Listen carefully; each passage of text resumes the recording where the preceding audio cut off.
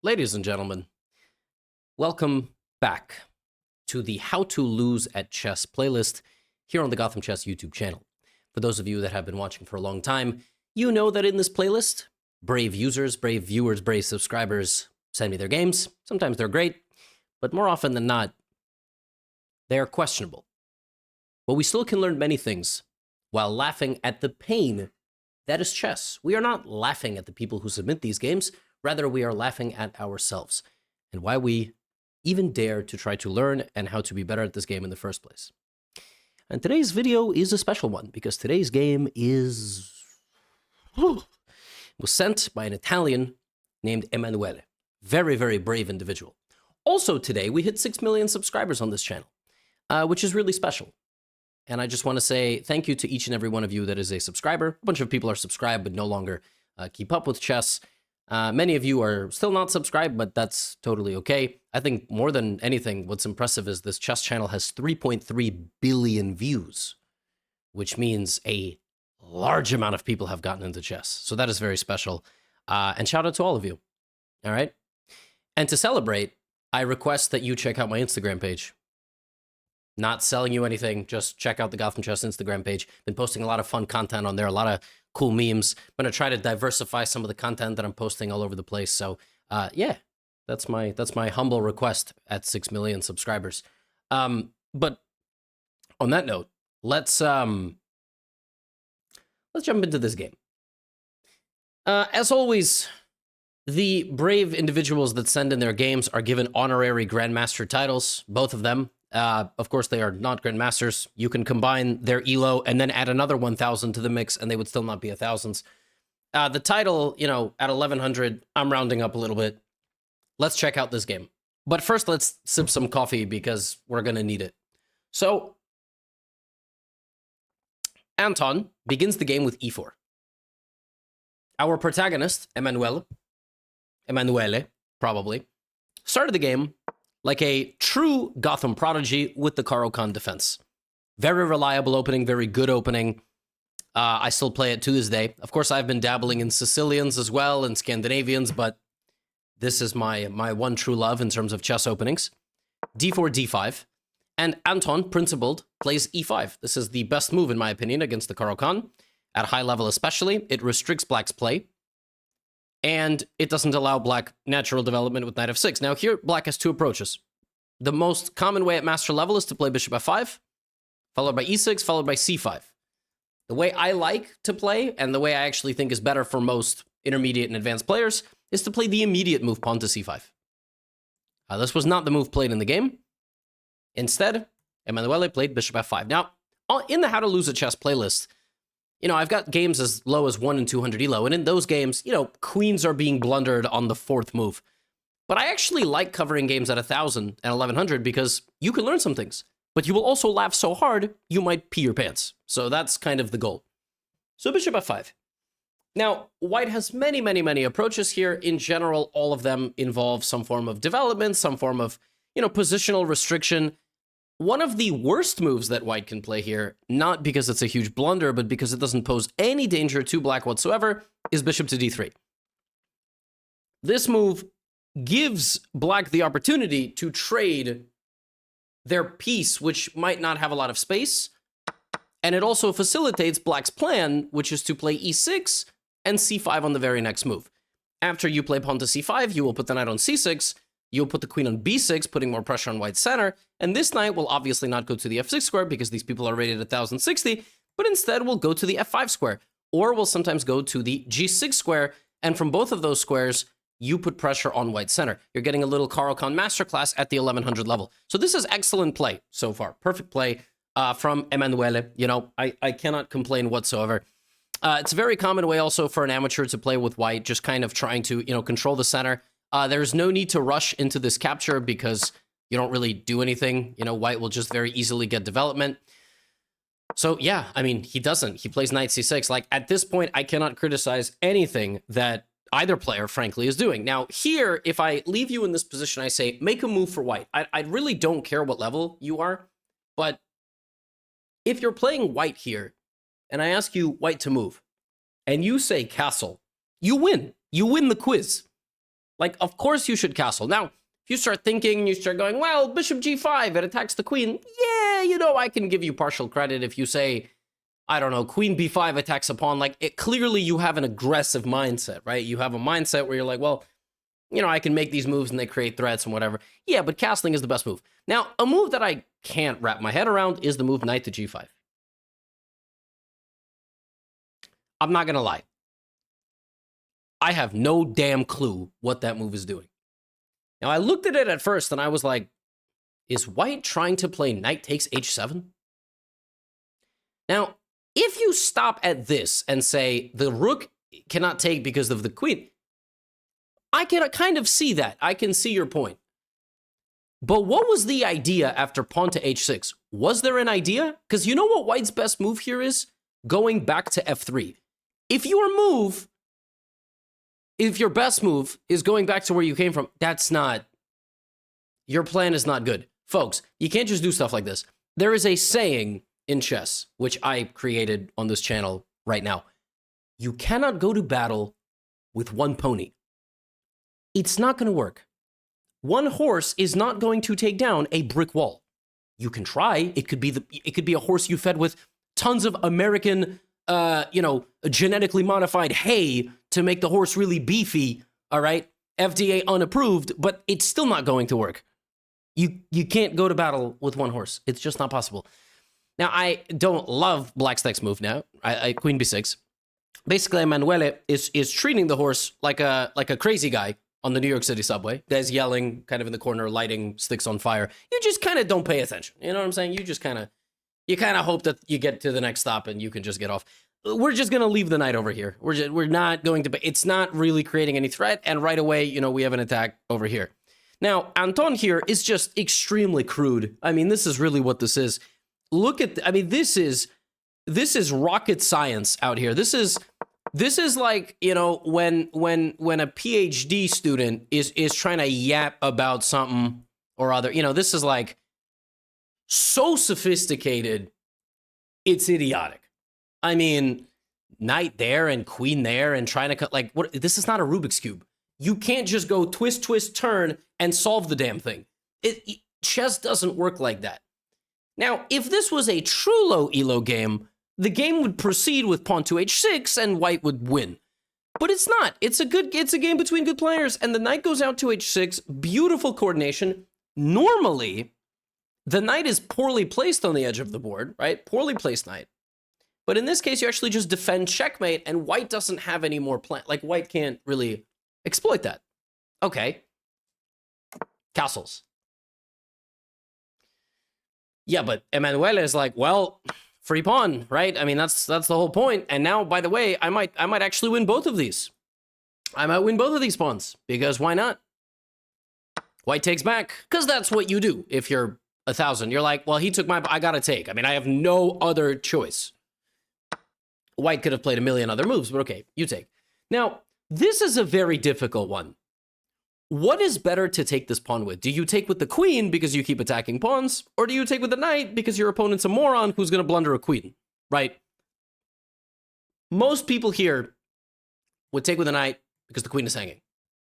Emanuele is a cultured Italian. All right, like, you're not going to rush in with the knight. There's no point to rush. You just take with the queen. Queen's there. Queen's going to take this. You're going to develop the bishop. You're going to castle. You're going to put your knight right here, active, block the queen, kick out this knight. Like, the thing about chess is you don't need to just go crazy, right? You can just relax. It's a long process. I like this move by white, knight c3. I like it. Now, here's an interesting concept. Do you take this pawn? I got news for you. I'd probably take the pawn. I'd probably play this. As it turns out, it's a very bad move by accident. That's tough to understand. The best move for black is to play bishop e7, to castle, and then, and only then, pick this pawn up. That's hard to understand, and it's what the computer says. You know, most of us see that this pawn is hanging. You don't see any immediate danger to your position, so you're like, well, I take. Yeah. Now, white's queen is hanging, so white goes here. Because white sees a fork, right? That's what white sees. You kind of try to set it up. Move makes sense. The other thing is, when you take the pawn on e5, it's like you unclog white's arteries, right? White now gets a lot of play down the center line, which they didn't really have before, and you're not going to get any time. You can no longer play bishop e7 because either queen b5 or even knight to b5 poses a serious problem because of the attack on the queen, because of the fork, and because of the continued attack on the knight. So all of a sudden, Emanuele stumbles into a position where bro's just busted up. I mean, he's really struggling here. You asked me to make a move here with black, I probably play a6, but suddenly after rook d1, you just cannot defend your knight. So, oops. So Emanuele plays bishop c5. Bishop c5 is an admirable move. I mean, it's a terrible move, but it's an admirable move. But as you can see from the position, it was not easy to play a move. The best move for black was to retreat the knight. It's not so simple. Bishop c5. Now white can play rook d1, white can play knight b5, white can play bishop e3, and he plays knight b5. And now black is in a lot of trouble because black's queen is hanging, black's fork is hanging, and black's knight is hanging. At this point, the best move for black is to play queen c4, simply giving up the knight, like this. And then when you win the knight back, here comes queen g7, and you get bulldozed. So what do? Well, you castle. You don't take the knight, you simply lose a knight, but you run your king to safety. Okay. Obviously, that's not going to happen. But at the very minimum, we need to defend against the fork. Well, luckily for us, we need to defend against the fork, and we need to defend against the attack on the queen. Emanuele, however, lives his life in ignorance. And is like, huh, what an idiot. This guy thought he was going to fork me. What a clown. I'm not letting him fork me.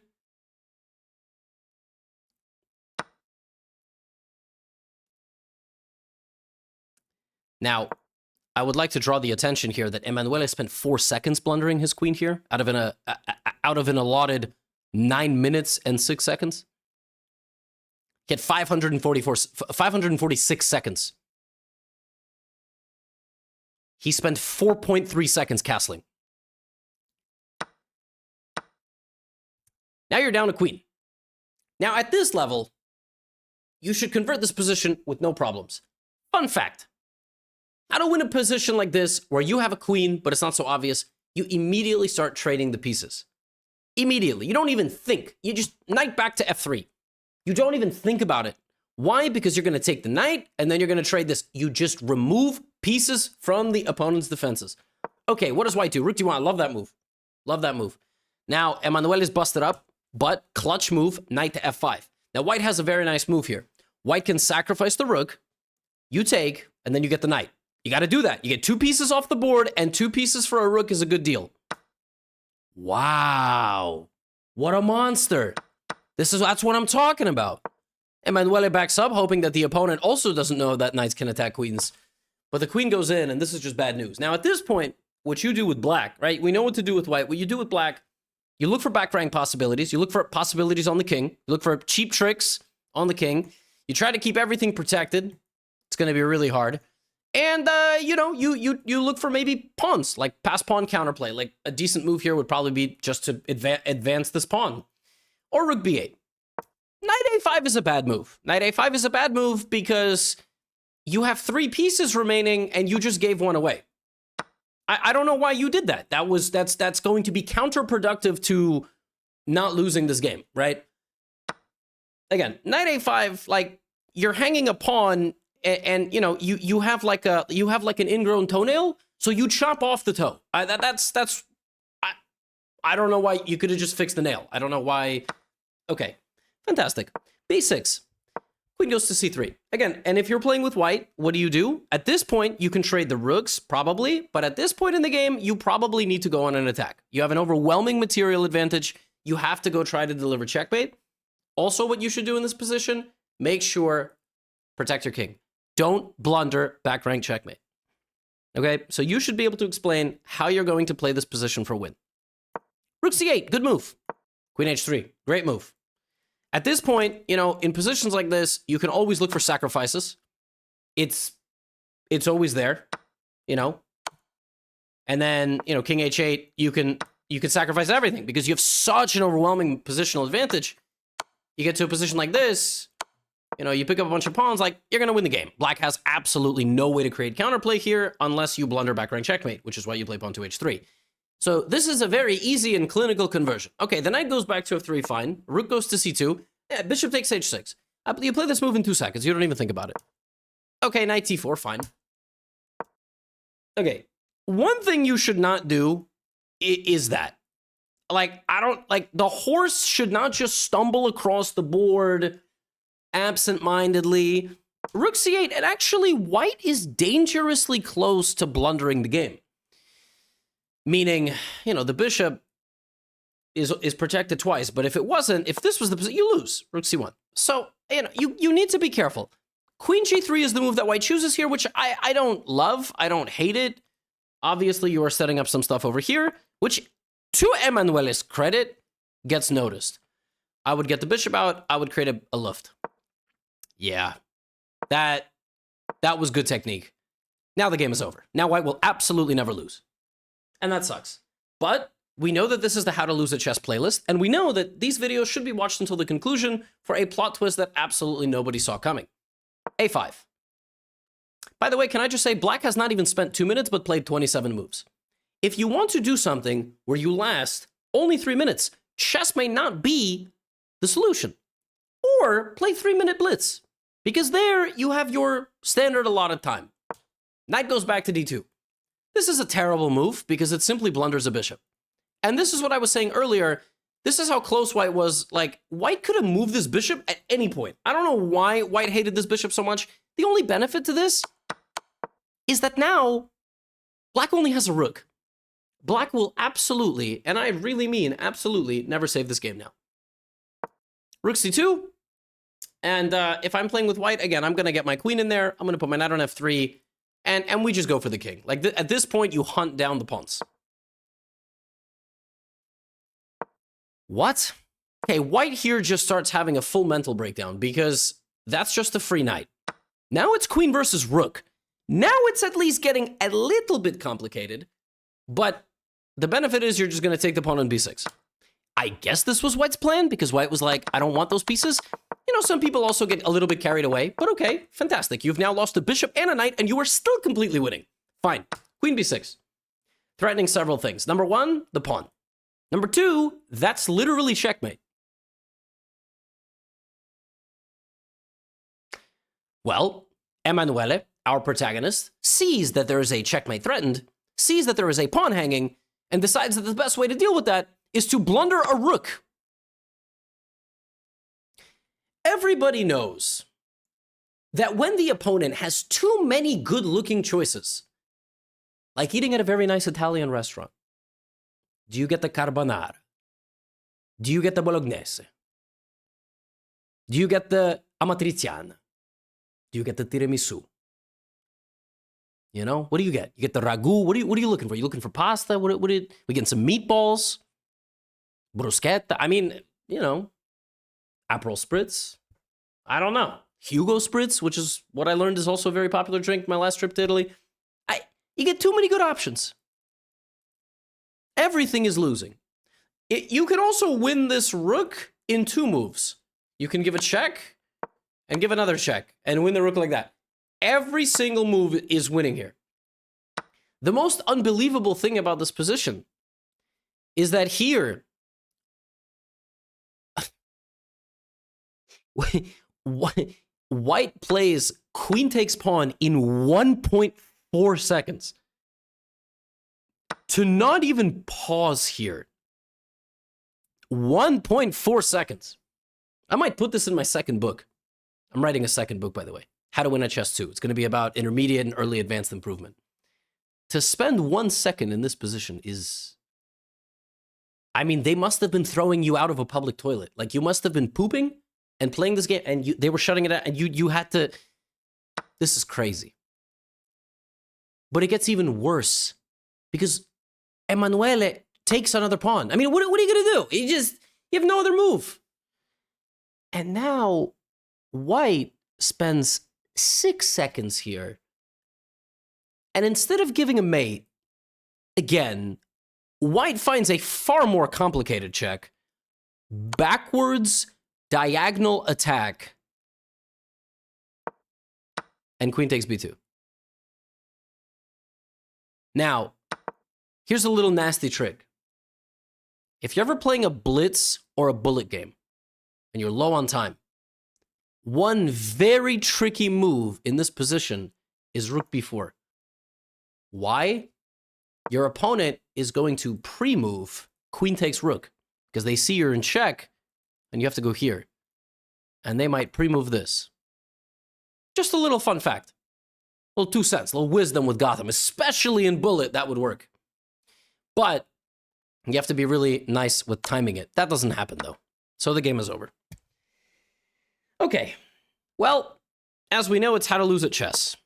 Oh, my God. I mean, Emanuele, at least defend. Like, you got 5 pawns, dude. You get it. Oh, my God. He loses all. I mean, he's just losing all the pawns. But we know it's how to lose at chess. We know that there was another plot twist coming. All right, Gotham. Show us the stalemate. Oh, maybe there won't be a stalemate. No. But even, I mean, you could both queen. It doesn't even, it's 2 queens versus 1. I mean, you're going to lose, right? It's not going to work. You can give a check, sack the queen. You can give a check, sack the queen for the, you still promote. You give queen d6, queen a1, queen h5, queen e4 check, queen e6 check, queen f4 check, queen e2 check. Everything is winning. Everything. a7. Everything is winning. You know what's not winning? You know what not only is not winning, but is the only move that loses the game? In this position, White had 1, 2, 3, 4, 5, 6, 7, 8,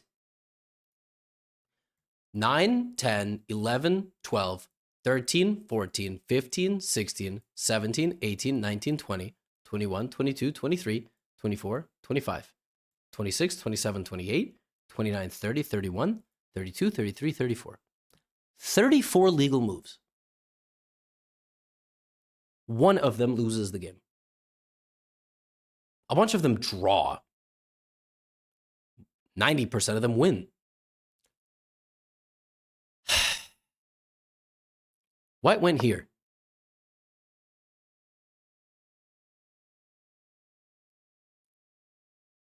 White stopped the pawn from promoting. It just promoted on a different square. And the craziest part is, now White cannot queen. So the pawn went to a7. Emanuele went here. Emanuele went here because winning the pawn by checking would have been too crude. And on the 46th move of the game, White resigned and Black won.